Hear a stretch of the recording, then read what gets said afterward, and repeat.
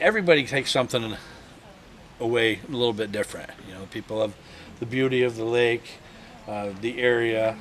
It's just a really unique feature, and everybody really enjoys it. This is Detroit native Patrick Nelson's 17th year working at Palms Book State Park, home to one of the UP's greatest wonders, Kitchity-Kippy, also known as Big Spring. This natural phenomenon is the largest freshwater spring east of the Mississippi and measures 250 feet across, 45 feet deep, with water that sits at 45 degrees year-round. The spring is fed from underground, where more than 10,000 gallons of water gush from the bottom every minute from fissures in the rocks. Nelson said they believe that the water comes from somewhere in the Seney Stretch. The water from Kitchity-Kippy then pools into nearby Indian Lake, which is fed by several different springs. While Big Spring is unique all in itself, its history is even more so. Legend has it that it's named in the memory of a great Indian chieftain. They developed the legend of an Indian chieftain who had to prove his love to his maiden, and she wanted to swing from a bow, and he was going to catch her in his canoe, and the canoe flipped over and he died.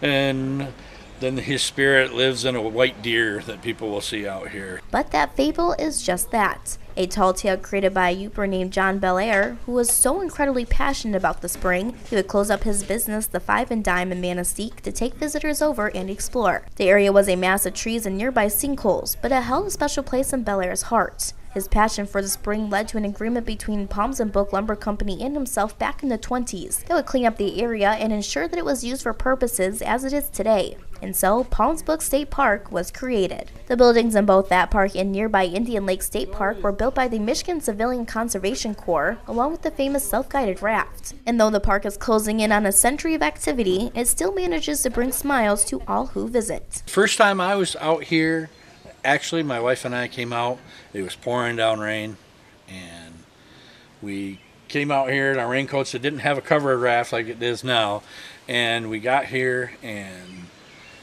the sky opened up. We had a beautiful rainbow right across the sky. It lasted about 10 minutes. It was a really special day. The park is intimate in size, including just a gift shop, the raft, a boat launch, a river to Indian Lake, and of course, the Big Spring itself. But don't let the size fool you. Just last year alone, 70,000 people visited the park from all over the world.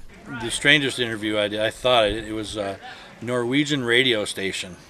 And he came out and he just had a little tape, and I thought, how very unusual, how would they even understand what I'm saying? But it was like I said, we get people traveling from all over to visit this area. And if you ever go online and pull up the Big Spring, there's hundreds and hundreds of entries of people being out here. Nelson said this attraction is so popular it has even been a wedding venue several times. Like any state park, Palms Book is busy in the summer, especially after school is let out. Nelson suggests visiting before 11 a.m. or after 7 p.m. to maintain the intimate setting. But if you do come during those rushes, there's plenty of room for picnics with a view while you wait for the raft. Nelson said there are two things that do confuse visitors, one being the name. Palms Book State Park, which is aptly named on all roadway signage, is home of Kitchity-Kippy, which is also referred to as Big Spring. All three get you to the same place, but beware, because the other confusion is the location. People will tend to follow their GPS, and in the UP, a GPS can lead you astray, oftentimes more than not. It's best just to give a call, and we can give directions out here, or get a map. They've worked for 3,000 years, and they still do.